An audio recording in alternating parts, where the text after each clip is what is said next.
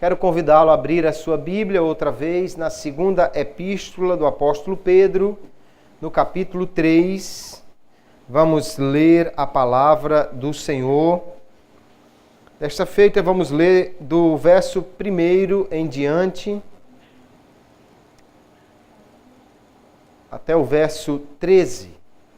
Segunda de Pedro, capítulo 3, verso 1 em diante, diz assim: Amados, escrevo-vos agora esta segunda carta, em ambas as quais desperto com exortação o vosso ânimo sincero, para que vos lembreis das palavras que primeiramente foram ditas pelos santos profetas e do mandamento do Senhor e Salvador mediante os vossos apóstolos, sabendo primeiro isto, que nos últimos dias virão escarnecedores, andando segundo as suas próprias concupiscências, e dizendo: onde está a promessa da sua vinda?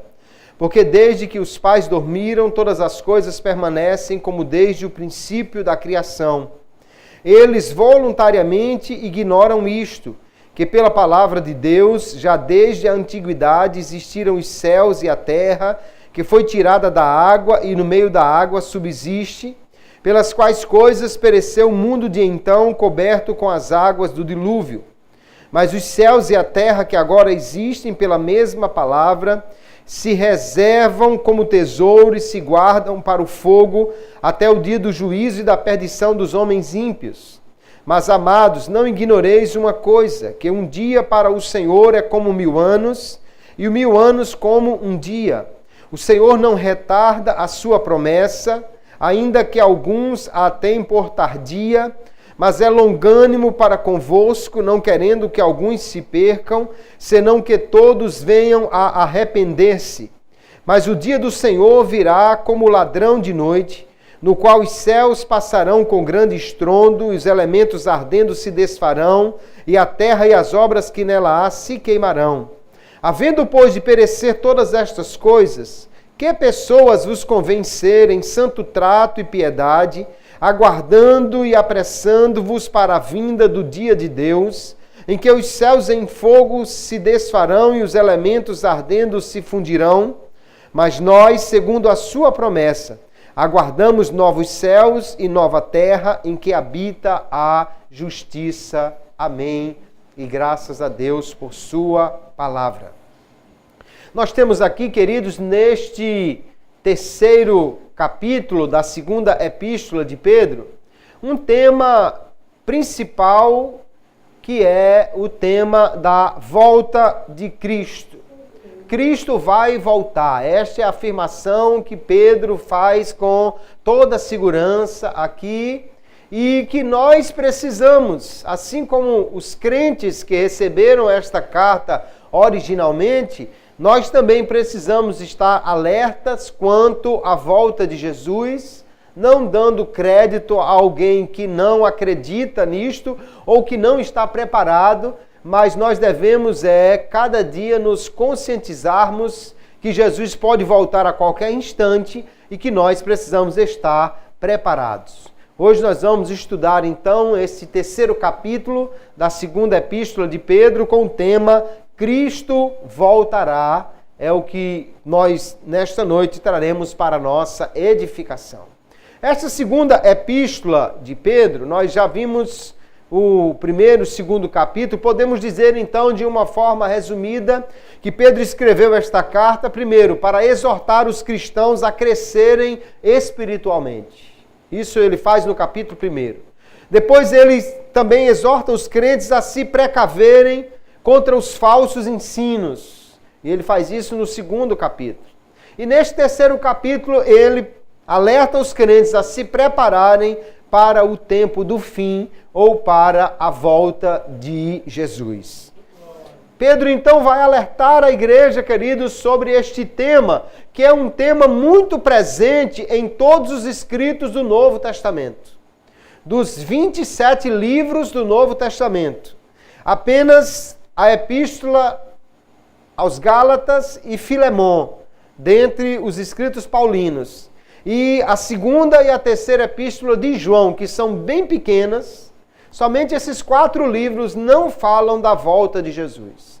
Os evangelhos, Atos, das epístolas paulinas, 11 delas, todas as gerais, menos segunda e terceira João, e o Apocalipse falam sobre a volta de Jesus. Então esse é um tema essencial para a igreja e um tema que nós precisamos estar constantemente trazendo à nossa memória para estarmos alertas quanto a esta realidade.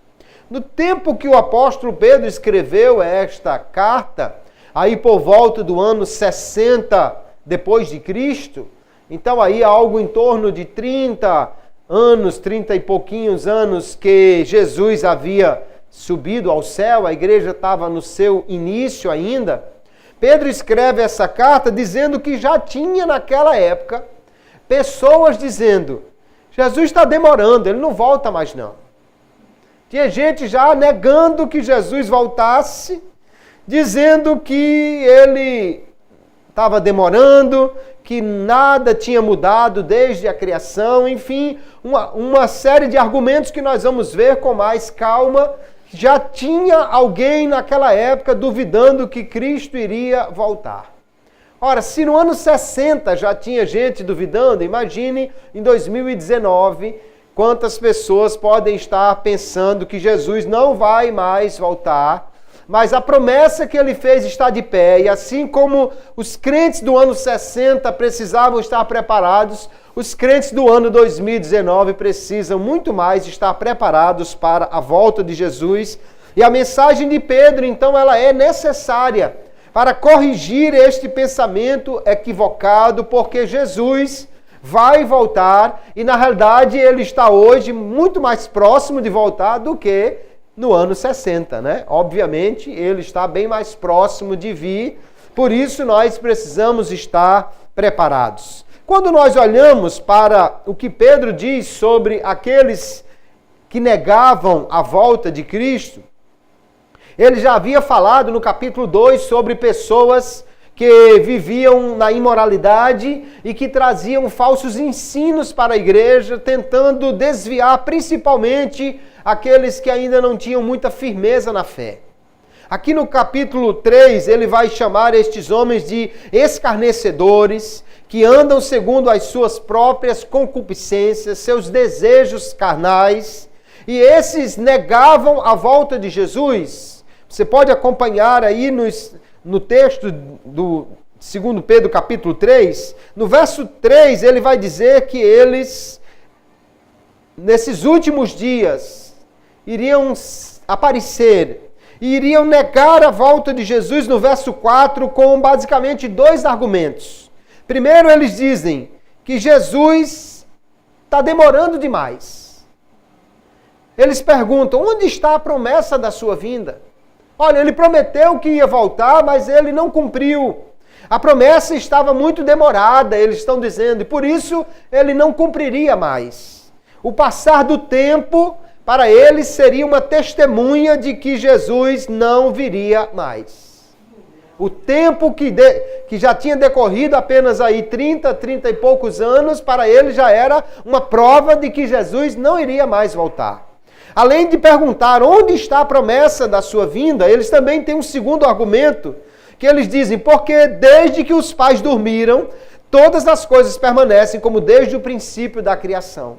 Ou seja, eles estavam afirmando, no mundo as coisas são estáveis, tudo está do mesmo jeito.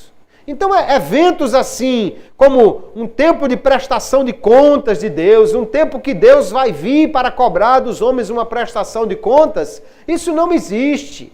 O mundo é o mesmo desde que ele foi criado. Era a argumentação desses falsos ensinadores. Pedro vai corrigir este entendimento. Porque esses homens estavam negando a volta de Jesus.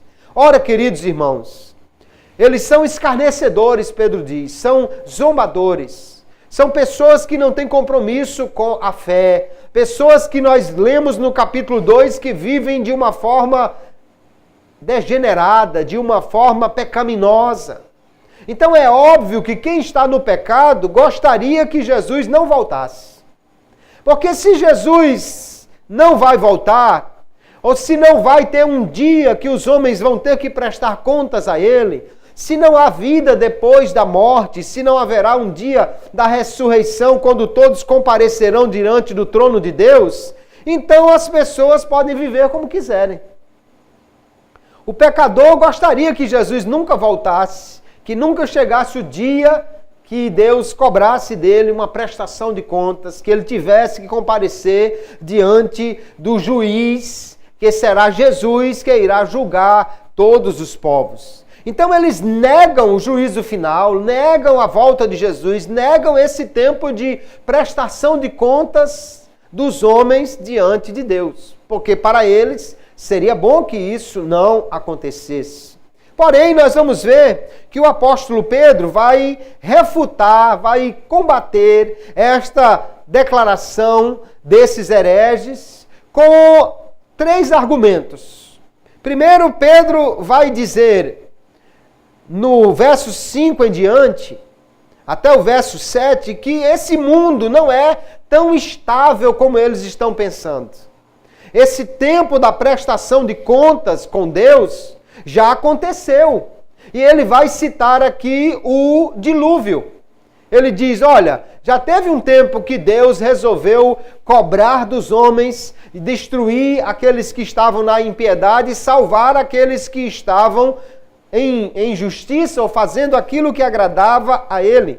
Já houve tempo que Deus destruiu os ímpios porque não quiseram se arrepender. Ali uma prestação de contas ou uma cobrança de Deus. Se isso já aconteceu no passado e o mundo que foi criado ou tirado da água foi destruído por ela, Pedro diz agora, então nós devemos estar preparados porque um tempo assim também vai acontecer novamente quando Jesus voltar.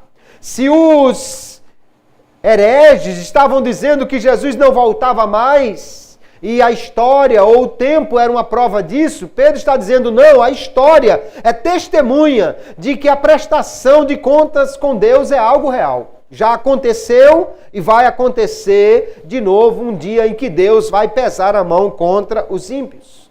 Jesus também, queridos, usou eventos do passado, notadamente o dilúvio, como uma testemunha de que aquilo que aconteceu foi real e que vai acontecer novamente na vinda do Senhor. Lá em Mateus capítulo 24, verso 38 em diante, Jesus disse assim, porquanto, assim como nos dias anteriores ao dilúvio, comiam, bebiam, casavam e davam-se em casamento, até ao dia em que Noé entrou na arca e não o perceberam, até que veio o dilúvio e os levou a todos, assim será também a vinda do Filho do Homem.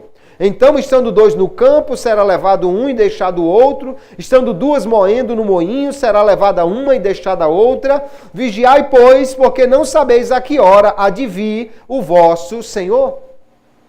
Veja que Jesus está citando o dilúvio como um tempo em que as pessoas estavam desapercebidas e de repente veio a destruição como uma punição de Deus. Da mesma maneira, Jesus diz, acontecerá no dia da volta do Senhor, ou seja, alguém estará desapercebido, mas aqueles que estiverem prontos serão arrebatados para estar com o Senhor. Então, o que Pedro está usando aqui é citando o dilúvio como evidência da história de que coisas assim, como o dia da retribuição divina, o dia da prestação de contas com Deus, já aconteceu e vai acontecer novamente. No capítulo 2, ainda ele falou de Sodoma e Gomorra como um tempo que Deus também pesou a mão contra os ímpios. Ele falou dos anjos que pecaram, que foram também punidos. Ou seja, na realidade, a ideia de que os hereges defendiam, nada disso nunca aconteceu, é mentira. Já aconteceu várias vezes de Deus punir os ímpios assim, e vai acontecer de novo quando Jesus vier para reinar e julgar os homens. Pedro vai ainda trazer um outro argumento que vai deixar mais consolidada a sua posição. E nós precisamos, queridos, trazer essas coisas à nossa memória, porque nós estamos vivendo também um tempo em que muitas pessoas estão vivendo displicentemente, como se o dia da prestação de contas nunca fosse chegar, como se Jesus não fosse voltar, como se as coisas pudessem continuar acontecendo de qualquer maneira e não chegasse o dia em que Jesus irá voltar para arrebatar a sua igreja. Muitos então vivem hoje em pecado ou em indiferença. Uns realmente estão no pecado, fazendo o que não agrada a Deus. Outros às vezes até estão na igreja, ou vêm de vez em quando, mas estão vivendo em indiferença. Não tem mais o prazer, não tem mais o desejo de estar na casa do Senhor, para eles tanto faz, e nem tem mais aquele apego à vida de santidade, à vida que agrade a Deus. No entanto, nós precisamos entender que o pecado afasta o homem de Deus e a incredulidade leva o homem ao inferno. O principal pecado, ou o grande pecado que levará o homem ao inferno é a incredulidade. Por quê? Porque ainda que ele tenha sido o pior dos pecadores, se ele crê em Jesus, a fé em Jesus vai fazer com que os seus pecados sejam perdoados e ele vai para o céu. Mas se ele for a pessoa mais certinha aos olhos humanos e não crê em Jesus, a sua incredulidade o levará para o inferno. Jesus disse que quem crê será salvo e quem não crê será condenado. Por quê? Porque não creu no unigênito Filho de Deus. João vai dizer lá no seu capítulo 3 do seu Evangelho. Então nós precisamos ter o cuidado de trazer essas coisas à memória, não viver como esses que estavam negando a volta de Jesus. Alguém até pode viver sem Jesus, mas não pode morrer sem Jesus, porque senão vai para o inferno. Viver sem Jesus, ele pode até viver aí, mas se ele morrer sem Jesus, aí ele estará perdido eternamente. Então, como não sabemos o dia da nossa partida, precisamos estar prontos a todo instante para encontrar com Jesus. O segundo argumento de Pedro, no verso 8, ele vai dizer que Deus não vê o tempo como nós vemos. O povo estava dizendo, já faz 30 e tantos anos, Jesus não volta mais, como se fosse muito tempo. E Pedro então diz, olha, um dia para o Senhor é como 1000 anos como um dia. O que Pedro está dizendo é, queridos, que ao contrário de nós que vivemos presos pelo tempo, nós vivemos regulados pelo relógio, pelo calendário. A toda hora alguém tem algum compromisso dentro do tempo. Você tem um tempo para acordar, um tempo para trabalhar, um tempo para comer e constantemente a gente está olhando para o relógio. Que horas tem? Que horas são? Ah, já estou atrasado. Já está na hora de fazer isso. Nós estamos regulados pelo tempo. Cada dia que passa, o calendário vai nos acelerando. Meu Deus, já estamos no final de março. Como está passando rápido o tempo. Eu tenho que correr com isso, eu tenho que entregar isso. Eu tenho um prazo para fazer isso. Nós vivemos presos dentro do tempo. Mas Deus, não. Deus está além do tempo. Não é que o tempo esteja fora de Deus ou Deus fora do tempo, porque tudo está sob o controle de Deus. Mas Deus, queridos, não está preso ao tempo. O céu não é regulado pelo tic-tac do relógio, nem pela folhinha do calendário. Deus já está no futuro, Deus ainda está no passado, Deus está no presente, quer dizer, Ele vê passado, presente e futuro como se fosse uma única coisa. Por isso, na realidade, o tempo não importa para Deus. Para Deus, tanto faz um dia como 1000. Tanto faz um tempo curto como longo. O apóstolo Pedro aqui, ele está citando o Salmo 90. Que um dia para o Senhor é como 1000 anos é como um dia. No Salmo 90, o salmista vai estabelecer exatamente essa diferença. Ele vai dizer, os dias do homem é como um sopro, é como palha, é como uma folha que seca. Mas o Senhor é de eternidade a eternidade. Ele diz, os homens só vivem até 70 anos e alguns ainda mais fortes, um pouquinho, vivem até os 80, mas é enfado e canseira. Depois dos 70 chega a idade do condor, né? Com dor na perna, com dor no braço, com dor na cabeça. É um tempo já que está caminhando para o fim. Mas Deus não tem desgaste pelo tempo. O tempo não passa para Deus no sentido de que Deus esteja agora tendo que correr para cumprir um calendário. Deus está no controle do tempo e vê passado, presente e futuro como algo constantemente visível diante dele. Então, o que leva Deus a agir, queridos, a cumprir aquilo que ele prometeu, não é o calendário. Deus não está olhando para uma folhinha lá no céu e marcando os dias. Olha, falta tantos dias para Jesus voltar. Não. O que leva Deus a agir é que certas condições que ele mesmo estabeleceu sejam cumpridas. A satisfação dessas condições é que leva Deus a agir.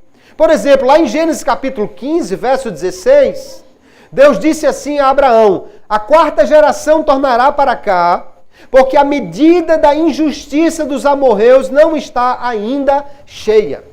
Então não era o tempo, a quantidade de anos necessariamente que determinaria o retorno do povo, a saída do Egito, mas era que a medida da injustiça, ou seja, a quantidade de pecados do povo daquela terra de Canaã, ainda não tinha chegado ao limite que Deus havia estabelecido. Paulo, escrevendo aos Gálatas, capítulo 4, verso 4, ele diz: mas vindo a plenitude dos tempos, Deus enviou seu filho nascido de mulher, nascido sob a lei. A plenitude dos tempos. Ou seja, o tempo em que alcançou-se aquela satisfação das condições que Deus estabeleceu. Então Jesus não está aguardando o calendário passar, ou o relógio tocar, o alarme despertar, o celular dele tocar, marcando o dia que ele vai voltar. Não. Mas as condições que Deus estabeleceu para que chegue este momento, quando forem satisfeitas, quando os sinais todos estiverem cumpridos, quando aquilo que Jesus disse que iria acontecer para a sua vinda estiver cumprido, aí então Jesus voltará para estabelecer o seu reino, para buscar o seu povo, para dar continuidade ao calendário de Deus para o cumprimento do seu plano para o homem. Então, se nós queremos saber se está próxima a vinda de Jesus, não adianta ficar olhando para o calendário. Nós temos que olhar para os sinais que estão acontecendo, para o cenário mundial. Jesus disse lá em Mateus capítulo 24 muitas coisas que iriam acontecer. E ele disse: quando vocês virem essas coisas acontecer, saiba que está próxima a vinda do Senhor. Então não é o tempo, queridos, que determina isso. Deus não está preso ao tempo. Pedro vai dizer, tanto faz um dia como 1000 anos, para Deus é a mesma coisa, ou seja, Deus não está preso nem preocupado com o tempo. Mas ainda tem um terceiro argumento que Pedro vai dizer por que é que Jesus não voltou ainda. E ele vai dizer no verso 9, o Senhor não retarda sua promessa, ainda que alguns a tenham por tardia, mas é longânimo para convosco, não querendo que alguns se percam, senão que todos venham a arrepender-se. Então ele vai dizer que o aparente retardo, a aparente demora de Jesus para voltar, não é porque ele esqueceu, não é porque ele é vagaroso, não é porque ele está enrolando, mas é porque ele está dando um tempo para que alguém ainda se arrependa. É por causa da longanimidade do Senhor.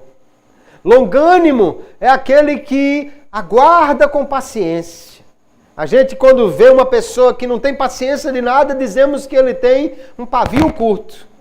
Longânimo seria aquele que tem um pavio muito longo, que pode esperar com paciência. Pedro está dizendo então que é a misericórdia de Deus, a graça de Deus, que determina a hora da volta de Cristo. Deus é fiel e vai cumprir a sua promessa de Jesus voltar. Mas ele também é paciente e ele está aguardando, segundo Pedro diz, porque ele não quer que ninguém se perca, mas que todos venham a arrepender-se. A Bíblia é muito clara em muitos textos, irmãos, para dizer que Deus quer que todos se salvem, que Deus quer salvar a todos. Lá em 1 Timóteo capítulo 2, diz assim no verso 3, porque isto é bom e agradável diante de Deus, nosso Salvador, o qual deseja que todos os homens sejam salvos e cheguem ao pleno conhecimento da verdade. Paulo então está dizendo o mesmo que Pedro. Pedro diz, Deus não quer que alguns se percam. Paulo está dizendo, ele quer que todos se salvem. Lá também nós vamos encontrar em Tito, capítulo 2, verso 11, Paulo dizendo, porque a graça de Deus se há manifestado, trazendo salvação a todos os homens. Deus quer salvar a todos. João 3,16 diz que Jesus deu a sua vida, morreu pelo mundo. Hebreus 2,9 diz que ele morreu por todos. Romanos 5,18 diz que assim como todos foram alcançados pela desobediência de Adão, todos também são alcançados pela obediência de Cristo. A salvação é para todos, é isso que a Bíblia afirma e Pedro está dizendo aqui. Até o ímpio, Deus diz que não deseja que ele morra, mas que ele se converta. Ezequiel capítulo 18, verso 23, Deus diz assim, tenho eu algum prazer na morte do ímpio, diz o Senhor Deus. Não desejo antes que se converta dos seus caminhos e viva. Alguém acha que Deus quer ou tem prazer em mandar o homem para o inferno. Mas a Bíblia está dizendo o contrário. Que Deus quer que o ímpio se converta. O prazer de Deus é que todos se convertam para ir para o céu. Aquele que não vai para o céu não é porque Deus quer enviá-lo para o inferno, é porque ele não quer aceitar a salvação que de graça lhe é oferecida. Ele não quer aceitar. Quer dizer que a vontade de Deus será frustrada? Não, porque a vontade de Deus é que todos aqueles que creem sejam salvos. E isso vai acontecer, todo aquele que crê será salvo. Mas também a vontade de Deus é que todo aquele que não crê será condenado, porque a condição que Deus estabeleceu para a salvação é a fé em Jesus. Deus não salva incrédulos. Pedro, no entanto, está dizendo, a misericórdia do Senhor, a longanimidade dele é que está fazendo com que Jesus demore um pouquinho para voltar. Porque ele está aguardando ainda. E aí nós só podemos parar aqui, queridos, e agradecer a Deus. Jesus não voltou ainda. Ele estava esperando por nós. Esperando por nós ainda. Por mais alguém. Quantos aqui têm mais de 50 anos de crente? Acredito que ninguém. Quer dizer que se Jesus tivesse voltado há 50 anos atrás, nenhum de nós iria para o céu. Mas ele esperou por você. E você encontrou Jesus, ou foi encontrado por ele. E você se converteu, aleluia. E aquilo que o Senhor queria que você se arrependesse dos seus pecados, aconteceu. Você se arrependeu e agora está aí, aleluia, caminhando para o céu, aguardando Jesus, pronto para a volta do Senhor, porque Ele esperou um pouquinho e você chegou, aleluia. Se Jesus tivesse voltado 1 ano, 2, 3 anos atrás, algum de nós aqui não estaria preparados para a volta de Jesus. Então nós só podemos agradecer a Deus por sua longanimidade. Pedro está dizendo, Deus é longânimo. No verso 9 ele disse isso. Também aqui no verso 15 ele diz, tende por salvação a longanimidade de nosso Senhor. Deus é longânimo. Lá na primeira epístola, no capítulo 3, o verso 20, ele também fala dessa longanimidade, dessa espera paciente de Deus, quando ele diz, os quais em outro tempo foram rebeldes, quando a longanimidade de Deus esperava nos dias de Noé, enquanto se preparava a arca, na qual poucas, isto é, 8 almas, se salvaram pela água. Veja que Pedro está dizendo também, ele já usou aqui o dilúvio como um exemplo, Mas na primeira epístola ele disse, Deus esperou. Você acha, irmãos, que aproximadamente que nós entendemos pelo texto bíblico que 120 anos que Noé demorou para construir a arca foi porque Deus queria que, ou porque Noé não estava capacitado para isso? Se Deus quisesse que Noé construísse a arca em um dia, ele tinha mandado os anjos ajudar e tinha feito. Não é por falta de capacidade de Deus que a arca demorou 120 anos. O que Pedro está dizendo é, isso foi a longanimidade. Foi um tempo para o povo ir vendo e perguntando o que é isso. E Pedro diz que Noé era um pregoeiro da justiça. Então Noé estava explicando o que é isso. Não, é porque vai chover, Deus vai acabar o mundo com a água. Vocês precisam se arrepender, vocês precisam parar com essa vida de pecado. Mas poucos, ele diz, somente 8 pessoas foram salvas, porque somente essas estavam realmente preparadas para aquele momento. Deus está aguardando também, porque Deus é quem leva o homem ao arrependimento. Diz o texto lá de Romanos capítulo 2, que a benignidade, a paciência e a longanimidade de Deus é que leva o homem ao arrependimento. Porém, queridos, veja, uma coisa é Deus, por seu Espírito, trabalhar no coração do homem como Ele faz. Ele dá o arrependimento, mas Ele não se arrepende por homem algum. Deus trabalha por seu Espírito Santo, convencendo o homem para que ele possa se arrepender. Mas o homem precisa se arrepender. Deus não se arrepende pelo homem. O arrependimento é algo que Deus proporciona, que Deus capacita, que Deus possibilita, que Deus concede por sua graça. Mas Deus manda que os homens se arrependam. Então o arrependimento é algo que os homens precisam fazer. Lá em Atos capítulo 17, verso 30, o apóstolo Paulo pregando lá no Areópago, em Atenas, ele diz, mas Deus, não tendo em conta os tempos da ignorância, anuncia agora a todos os homens e em todo lugar que se arrependam. Deus não leva em conta o tempo passado, mas Ele leva em conta o arrependimento. É preciso que o homem se arrependa dos seus pecados. Porque se o homem, convencido pelo Espírito Santo que ele é um pecador, se ele não se arrepender e não crer em Jesus, ele não pode ser salvo. Agora, ele não poderia se arrepender se o Espírito Santo primeiro não trabalhasse no seu coração. Então, quem dá o arrependimento é Deus. Mas quem pratica o arrependimento é o homem. Ele precisa se arrepender dos seus pecados. Pedro diz então, olha, a longanimidade de Deus está esperando, porque Deus quer que todos se arrependam, não quer que ninguém vá para o inferno, não quer que ninguém se perca. Por isso é que Jesus não voltou ainda. Que coisa extraordinária, irmãos. Veja só, por que é que Jesus não voltou ainda? Pedro está dizendo, em primeiro lugar, porque o tempo não chegou ainda, as condições que Deus estabeleceu não se cumpriram. Porém, Deus não está preso ao tempo, mas Ele está aguardando, esperando, para que ainda alguns se arrependam, creiam e sejam salvos. Mas Jesus vai voltar porque Ele vai cumprir a promessa que Ele fez. Pedro diz então no verso 10, mas o dia do Senhor virá como ladrão de noite, ou seja, a qualquer hora. A ideia do ladrão não é que Jesus vem roubar, Jesus vem buscar o que é dele. A ideia do ladrão é que ele vem numa hora que ninguém está esperando. Ele vem como um ladrão de noite. Ou seja, não é ele agindo como um ladrão, mas é ele agindo numa hora inesperada, como também age o ladrão de noite.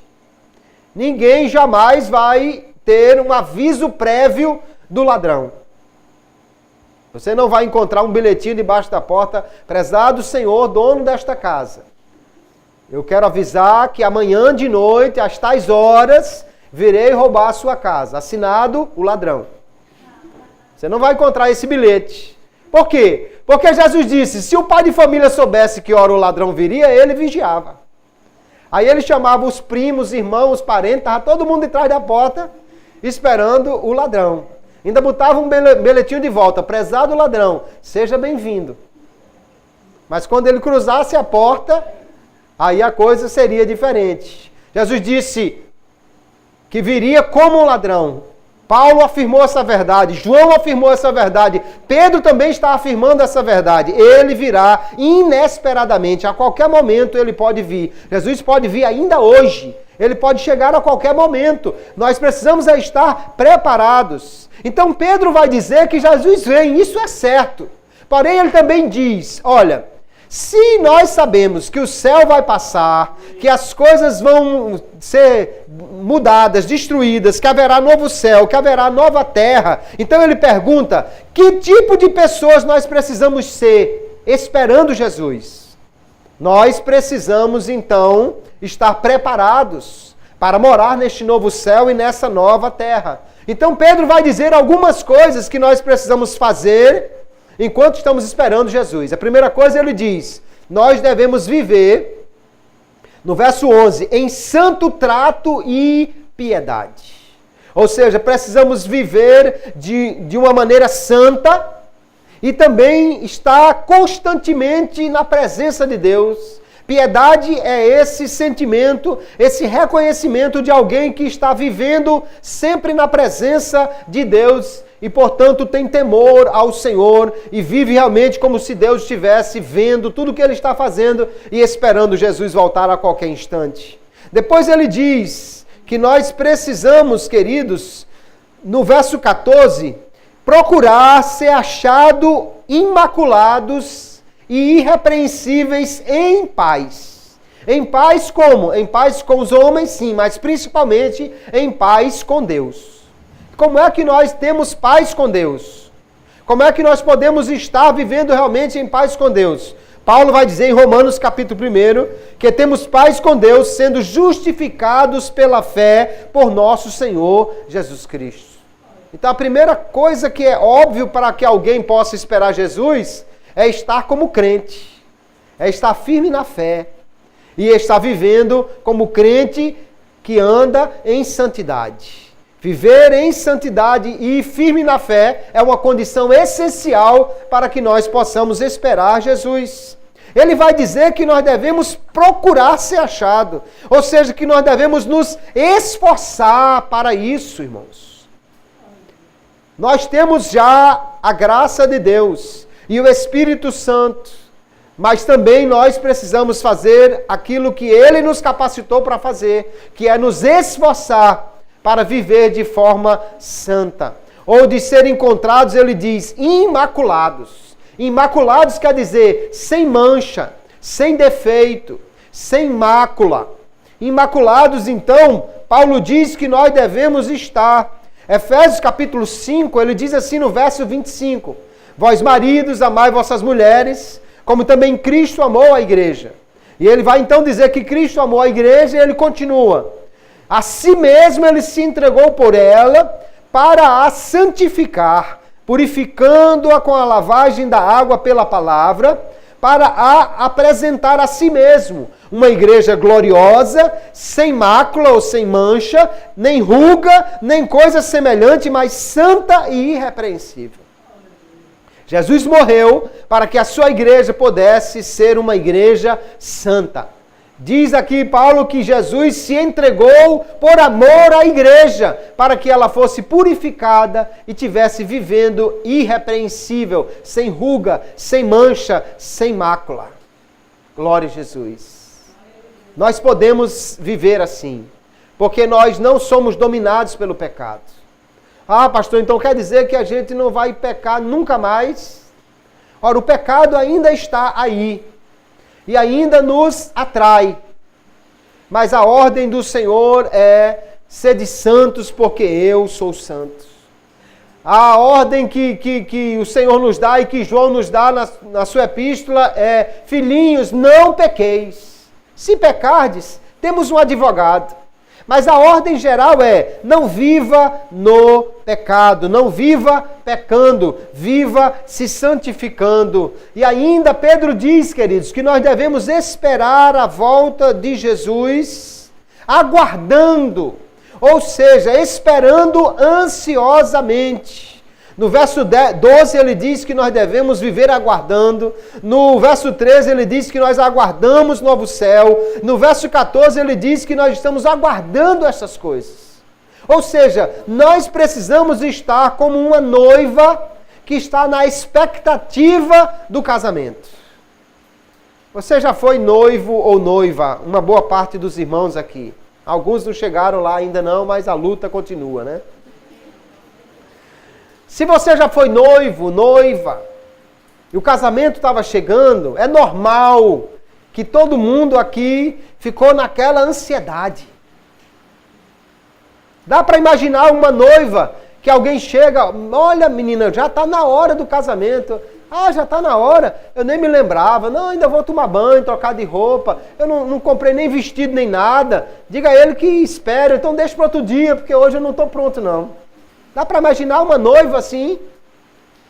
Olha, amanhã o teu casamento vai fazer o quê? Ah, sei não. Na hora de ir para a igreja, eu vejo alguma coisa, não estou nem preocupada com isso não.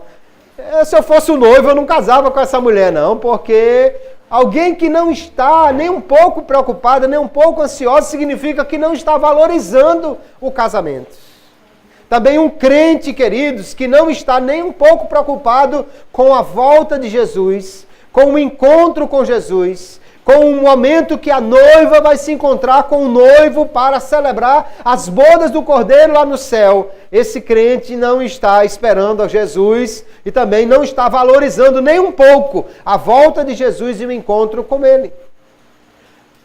Pedro vai dizer diversas vezes, aguardando, aguardando, aguardando. Isso inclui, então, estar pensando no noivo e no encontro com ele todos os dias. Cuidar dos preparativos para que o casamento se realize. Uma noiva que está realmente ansiosa pelo casamento vai cuidar do vestido. E a Bíblia diz lá em Apocalipse 19 que os vestidos da noiva são a justiça dos santos. Ou seja, a sua obra de viver de maneira a agradar a Deus.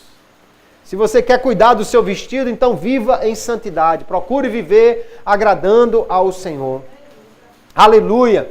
Se nós estamos pensando no noivo, precisamos estar aguardando. Ou seja, a ideia é esperar, procurar, aguardar, viver de maneira preparada, antecipar os preparativos.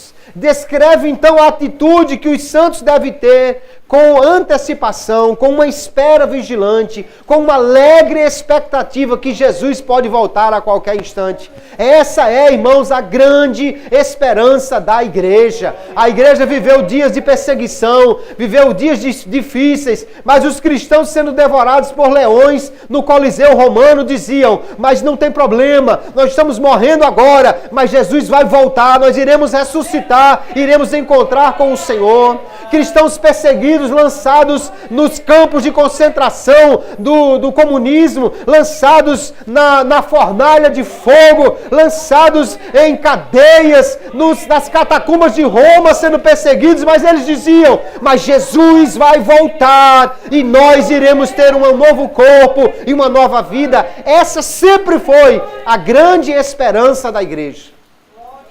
E ainda precisa ser. É que muitos crentes estão tão acomodados com esta vida. Olha, eu tenho uma casa para morar, eu tenho um salário, eu tenho até um celular novo, para que eu vou esperar Jesus? Mas nada disso nos prende aqui, queridos. A volta de Jesus é iminente, ele pode vir a qualquer instante. E nós precisamos, como noiva do Cordeiro, a igreja está esperando ansiosamente esta volta. Aleluia! A minha expectativa não é que eu possa ainda fazer muita coisa por aqui. A minha expectativa primeira é que Jesus volte para que nós possamos subir e encontrar com Ele. Enquanto Ele não volta, nós vamos trabalhando. Paulo escreve aos Tessalonicenses para alertar que o fato de esperar Jesus não quer dizer que a gente pare de trabalhar e fique somente deitado esperando a volta de Jesus. Não. Enquanto Ele não chega, nós vamos trabalhando, fazendo a obra de Deus, ganhando outras pessoas, porque Ele está esperando que outros sejam salvos. E além do mais, nós vamos ver que ainda nós temos um papel para que Jesus possa vir. E aí Pedro vai dizer isto. A vinda de Cristo, queridos, sempre foi uma forte motivação para vivermos uma vida cristã verdadeira. Saber que Jesus volta a qualquer instante e precisamos estar preparados é uma forte motivação para nós evitarmos o pecado, para nós vivermos num preparativo constante para encontrar com o Senhor. Nós devemos então, queridos, aguardar a volta de Jesus. Mas Pedro diz assim também, que nós devemos, no verso 12, aguardando e apressando. Na Revista e Corrigida de Almeida, a versão que nós vemos aqui, tem um vos, apressando-vos. Porém, se você olhar direitinho na sua Bíblia, se ela está grafada como na minha, esse vos está em itálico. Ou seja, uma letra inclinada, deitada. Isso quer dizer que isso não está no texto original. Então, outras versões, outras traduções vão dizer não apressando-vos, mas sim apressando a vinda do dia de Deus. E muitos comentaristas vão realmente concordar que o que Pedro quer dizer é que nós podemos acelerar a volta de Jesus. Apressar a volta de Jesus. Ou seja, fazer com que esse tempo, essa condição que Deus estabeleceu para a volta de Cristo, se prepare ou se cumpra mais rapidamente. Como é que nós podemos fazer isso? Em primeiro lugar, nós devemos orar para que Jesus venha. Lá em Mateus capítulo 6 e verso 10, Jesus ensinou a oração dominical, a oração do Senhor, a oração do Pai Nosso. E ele ensinou a orar dizendo assim: venha o teu reino. Seja feita a tua vontade, assim na terra como no céu. Orar para que o reino de Deus venha é orar para que Jesus venha para reinar. Orar para que o reino de Deus venha é dizer: Senhor, acabe logo esta era de pecado e estabeleça o teu reino sobre toda a terra. Vem, Senhor, e estabelece o teu reinado aqui. Aleluia. Orar, então, é aqui dizer, pedir ao Senhor que venha. Mas também, queridos, nós apressamos a volta de Jesus. Ou seja, nós trabalhamos para que Ele possa voltar logo quando nós estamos pregando o Evangelho. Lá em Mateus capítulo 24, verso 34, Jesus disse assim: e este Evangelho do Reino será pregado em todo o mundo, em testemunho a todas as gentes, e então virá o fim. Ou seja, uma condição para que venha o fim desta era, quando Jesus vai voltar, estabelecer um novo tempo. Jesus mesmo disse: o evangelho do reino será pregado a todo o mundo. Quando os crentes se empenham na pregação do evangelho, eles estão também contribuindo para que Jesus possa voltar logo. Porque esses que Pedro diz que Jesus está esperando, poderão logo aceitar a Jesus. Mais pessoas poderão ouvir a pregação do evangelho. Alguém pode dizer: mas quer dizer que a volta de Jesus depende de nós? Não, não depende exatamente de mim e de você, mas depende do cumprimento das condições que Jesus mesmo disse que tinha que se cumprir. E uma dessas condições é o evangelho ser pregado.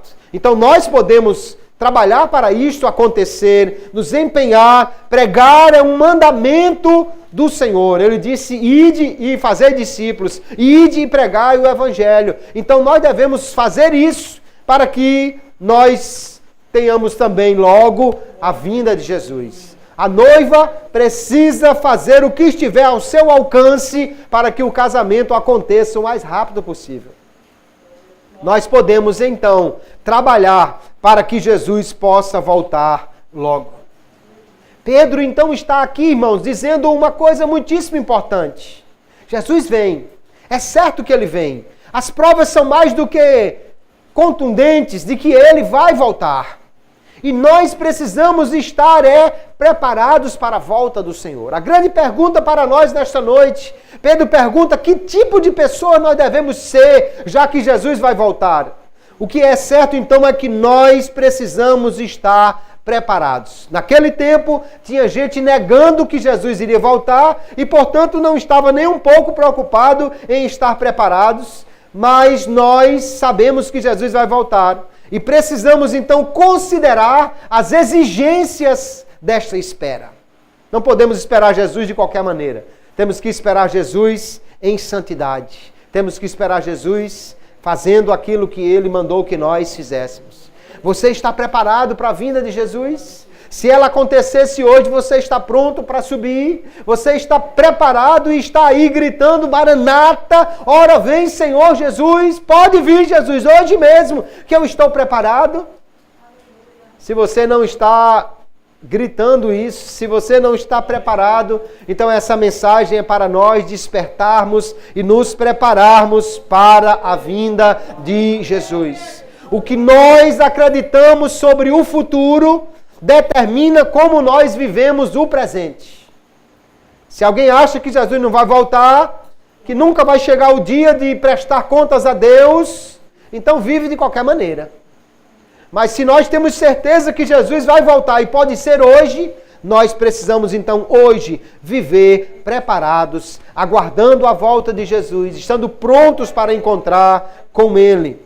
Para aqueles que estiverem preparados, a volta de Jesus será um dia de triunfo, o dia da vitória, o dia de dar adeus a esse mundo velho, o dia de se despedir do pecado, o dia de abandonar, aleluia, esta terra e todas as complicações que ela traz para a nossa vida e de aguardando Jesus, subir com Ele, aleluia, para encontrar com Ele e estar com Ele para todo sempre. Para o que tiver preparado, é como Jesus disse, se o pai de família soubesse que hora viria o ladrão, ou seja, aqueles que se prepararam, o ladrão chegou, mas a grade estava no lugar, o cadeado estava fechado, a porta estava trancada e o ladrão voltou de mãos vazias. Mas para aquele que não estava preparado, queridos, para os descrentes, para os incrédulos, o dia da volta de Jesus será um dia de choro, dia de lamentação. Gente vai correr na igreja para ver se ainda tem alguém. Gente vai correr na casa do irmão que ainda está firme. Bater na porta, procurar, chamar. Cadê o irmão fulano? Cadê a irmã fulana? Mas será tarde demais. A primeira igreja que eu pastoreei, nós estávamos numa campanha de oração para Jesus salvar os familiares. Havia um cidadão que há 20 e tantos anos, a esposa e os filhos eram crentes. E ele nunca quis entregar a sua vida para Jesus. Preferia viver bebendo e nas farras e do jeito que ele achava melhor. Mas naqueles dias de campanha, nós orando, Jesus resolveu dar um lembrete a ele. E ele era vigia noturno, e como todo vigia tem aquela hora de tirar uma soneca, né? Todo vigia que se preza tem que dormir um pouquinho. Naquele cochilo que ele deu, sentado numa cadeira, ele sonhou. Sonhou que Jesus voltava. E a esposa dele ia subindo com as filhas, e ele ficava pulando, tentando pegar no pé de alguma para ver se conseguia enganchar a mão ali e subir também. Mas não conseguia. E ele acordou desesperado, pulando, querendo agarrar alguma coisa. Ali ele entendeu, Jesus vai voltar. E se eu não estiver preparado, eu vou ficar.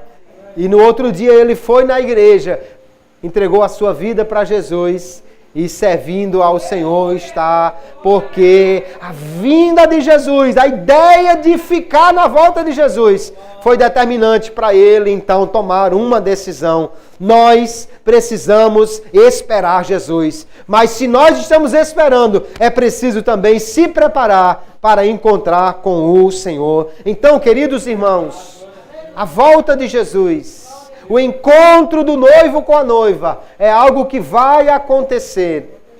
Se alguém que está com a data do casamento marcada e está pensando no casamento, está se preparando para o casamento, essa pessoa não vai ser um alvo fácil para a sedução. O camarada está na expectativa do casamento, fazendo tudo e ama a noiva e está ansioso para casar com ela. Ele não vai estar nem pensando em outras pessoas, em outras mulheres, nem vai estar atento a nenhuma delas, pela ansiedade do casamento. Da mesma maneira, os crentes que estão pensando no céu, que estão aguardando Jesus, que estão esperando o Senhor, que estão trabalhando para que Jesus possa voltar logo. O pecado não atrai esses crentes com facilidade, queridos. O pecado vai ficar muito desagradável quando nós estamos pensando no céu, na volta de Jesus, quando estamos esperando o Senhor.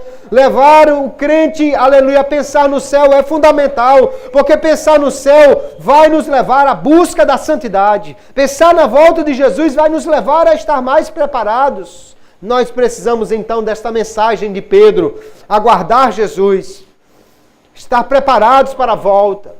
É fundamental que nós possamos estar então preparados. Jesus vai voltar. Se estivermos preparados, nós iremos subir. Que estejamos aguardando, ansiosos, lembrando todos os dias disso e até trabalhando para que Jesus possa voltar logo, para que Ele volte em breve e nós possamos então dizer: Maranata, ora vem, Senhor Jesus, venha logo, meu Senhor, venha ainda hoje, meu Senhor, para que nós possamos ter este encontro e estar com o Senhor nos ares para todos sempre. Que esta mensagem, queridos, esteja guardada no nosso coração. Pedro escreveu essa epístola para os crentes da sua época, mas escreveu-a também para nós que estamos aqui hoje. Ele não botou assim, aos crentes em Galinhos, mas ele escreveu dizendo, àqueles que abraçaram a mesma fé preciosa que nós. Então, se você abraçou a fé em Cristo, foi para você também que Pedro escreveu esta carta e ele está dizendo: irmãos, vamos aguardar Jesus ansiosamente, vamos esperar em santidade, vamos ter certeza que Ele vai voltar. Não se deixe iludir por alguém que diz que Jesus não volta, não. É porque faz tempo, isso não é nada para Deus. 1000 anos é como um dia, ou seja, não importa o tempo para o Senhor. Jesus vai voltar e nós devemos viver como se Jesus voltasse ainda hoje. Pode ser ainda hoje este dia.